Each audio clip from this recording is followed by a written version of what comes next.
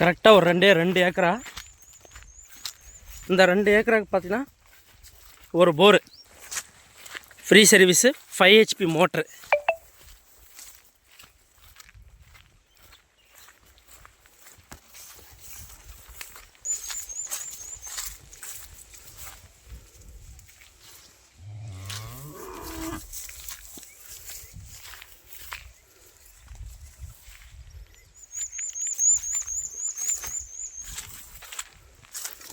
ஒரே ஒரு L shape மட்டும் கம்பி வேலி போடணும். பென்ஷன் போட்டால் சரி.